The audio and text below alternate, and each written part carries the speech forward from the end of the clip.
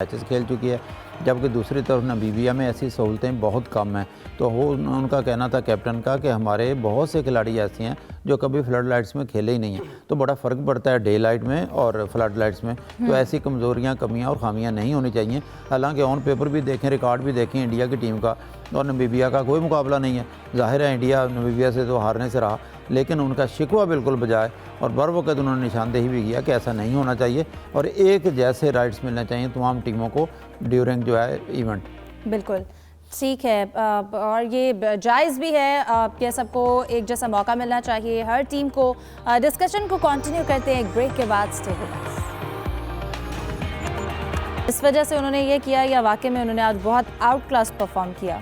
नहीं, इसमें कोई शक नहीं है क्योंकि होम ग्राउंड भी था, श्रीलंका का कोलंबो में मैच खेला गया ओमान के साथ और फिर उन्होंने बहुत हाईएस्ट यानी अच्छा खेला। हालांकि 2 विकेटें उनकी बहुत जल्द गिर गई थी, लेकिन कौशल मेंडस, रत्नाइके और डूसन शनाका ये बहुत अच्छा खेले और फिर जैसा आपने ख़ुद कहा 225 रन्स बनाए हैं। इससे पहले 213 रन साउथ अफ्रीका का हाईएस्ट था इस इवेंट में। बहुत बड़ा स्कोर था, नो डाउट। ओमान जो है निस्बतन वीक टीम भी है, लेकिन इससे फ़ायदा हो जाएगा श्रीलंका को सुपर 8 में ख़ास तौर पर। एक झटका ज़रूर लगा है श्रीलंका को कि उनके ऑलराउंडर जो बेस्ट ऑलराउंडर हैं विरेंदु हसारंगा वो अनफिट हो चुके हैं।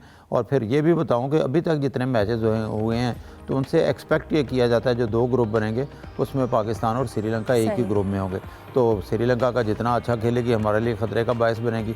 दूसरी दोनों टीमें न्यूजीलैंड और इंग्लैंड हो सकती हैं और वैसे तो खैर पाकिस्तान इंडिया के मैच के बाद सूरत वाज़ेह होगी, लेकिन अभी तक मतवक्को का ये होगा। और फिर एक भारी मार्जिन से भी हराया श्रीलंका ने उनको, गालबन 115 रन के फ़र्क से। इतने बड़े मार्जिन से कोई टीम पहले हारी नहीं है। 120 रन पे आउट हो गई थी ओमान। तो कहना चाहिए वन साइडेड मैच था और श्रीलंका ने बहुत बड़ा रिकॉर्ड किया, अपना हाथ भी खोले। उनके बॉलर्स ने भी अच्छी बॉलिंग की और उनकी बैटिंग भी अच्छी रही। सही यूसुफ, जैसा कि अभी जाहिद साहब ने भी जिक्र किया है, प्लेयर्स के अनफिट होने के हवाले से हम बात करें, अभिषेक शर्मा का हमने जिक्र किया, फिर हसारंगा के हवाले से बात की जाए, फिर मिचेल मार्श की अगर बात की जाए, उनका इवेंट से बाहर जाना ऑस्ट्रेलिया के बैलेंस को कितना डिस्टर्ब कर सकता है। इसी तरह हसारंगा जिस तरह से अब वो अनफिट हैं तो वो मिडल ओवर्स में श्रीलंका के लिए कितना मुश्किल हो सकता है? देखिए, श्रीलंका के वो की बॉलर है, उनका अनफिट होना यकीनी तौर पर बहुत बड़ा धक्का है श्रीलंकन टीम के लिए। उनकी जो परफॉर्मेंस का मेयार था उसमें अहम किरदार अदा वो हमेशा वो करते दिखाई दिए हैं। अब चूँकि ये इतना बड़ा मेगा इवेंट था जिसमें उनकी टीम को बहुत ज़्यादा ज़रूरत थी उनकी, और इस मौके पर उनका अनफिट होना यकीनी तौर पर एक टीम के लिए बहुत नुकसान कहा जा सकता है। फिटनेस चाहे मिचेल मार्श की हो चाहे दूसरे खिलाड़ियों की, ये खेल का हिस्सा है, किसी भी वक्त ये चीज़ें हो सकती हैं। और मुझे तो ये भी चीज़ें देखनी पड़ेंगी कि पाकिस्तान की टीम के लिए कोई ऐसा कोई सान्या ना हो जाएगा, कोई खिलाड़ी अनफिट हो इंडिया के साथ मैच से पहले, क्योंकि इंडिया का मैच और पाकिस्तान का मैच यकीनी तौर पर सबको उसका इंतज़ार है। और हम तो हमेशा पाकिस्तान टीम के लिए दुआगो रहते हैं, पाकिस्तान की टीम के तमाम खिलाड़ी मुकम्मल फिट रहें और अच्छी परफॉर्मेंस दें। सही। मैं सलीम आपसे जानना चाहूँगी, हम बात करें अगर West Indies versus England, England की जो स्ट्रेटजी है एग्रेसिव क्रिकेट की, हाई रिस्क स्ट्रेटजी है, वो हमें किसी तरह फ्लॉप होती दिखाई दे रही है। और वेस्ट इंडीज़ जिसको अंडर एस्टिमेट किया जा रहा था उसने बताया कि नहीं, वो अभी भी टाइटल रेस में मौजूद है। इंग्लैंड ने पहले मैच में भी अपने हारते हारते बचा था नेपाल से, और नेपाल ने को आज इटली ने 10 विकेट से हराया। 2 भाइयों ने ही टारगेट अबूर कर लिया। तो आप इससे अंदाज़ा लगा लें कि जो टीम इतनी बुरी तरह हारी है एक नो आमूज टीम से, उस टीम ने भी फंसा लिया था इंग्लैंड को।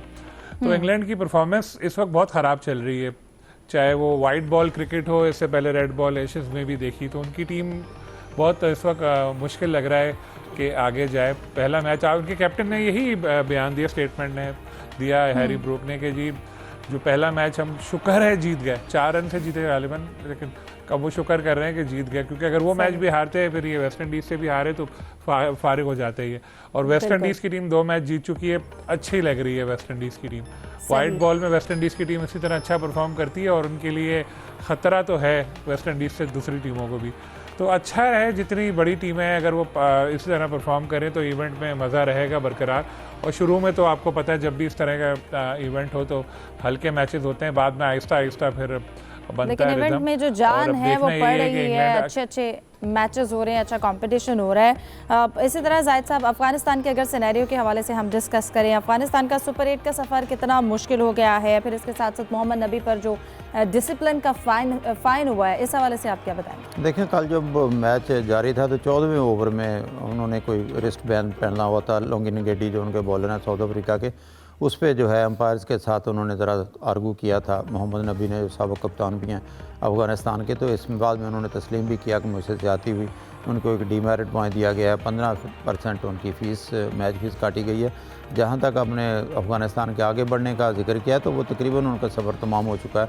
लगता है ऐसा कि अभी कार्रवाई के लिए मैचेस बाकी हैं, बहुत मुश्किल है, नामुमकिन है बल्कि 1 या 2%, वो भी क्योंकि आपको याद होगा, खुदा न खास्ता यहाँ भी कोई किश्ती उलट जाती है पानी में तो हम अक्सर ये नहीं कहते कि इतने लोग मर गए, हम जब तक डेड बॉडी नहीं मिलती तो उसका जिक्र ही नहीं किया जाता, यही कहा जा सकता था वो लापता हैं।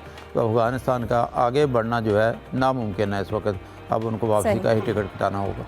और अब बात सिर्फ ग्राउंड की नहीं करें, अगर हम पैसों प्रेस्टीज के हवाले से भी यूसुफ बात करें, पीएसएल ऑक्शन को डिस्कस करें, तो उसमें जिस तरह से पीएसएल हिस्ट्री में पहली बार ये सीज़न 11 है उसमें प्लेयर्स का ऑक्शन हुआ है, अब आपको इस मॉडल के हवाले से क्या बताएंगे? फिर जिस तरह से प्लेयर्स जो हैं वो अपनी अपनी टीम्स ने सेलेक्ट किया है, इसके हवाले से बहुत चर्चे हो रहे हैं। देखिए फिजा, कल का एक लंबा दिन था, 10 घंटे की ये सरमनी हुई जिसमें एक समझता हूँ कि लॉटरी भी निकली खिलाड़ियों की और कई खिलाड़ी मायूस भी हुए, क्योंकि एक नया एरा पाकिस्तान सुपर लीग का शुरू होने जा रहा है जिसमें 8 टीमों के दरमियान हिस्ट्री में पहली बार ऑक्शन के ज़रिए उनका इंतखाब किया गया। इससे पहले आपको पता है कि ड्राफ्ट का सिस्टम था जो सरमनी 2-3 घंटे में ख़त्म हो जाती थी, लेकिन कल एक तवील सब्र आजमा दिन था सबके लिए जो वहाँ पर मौजूद थे।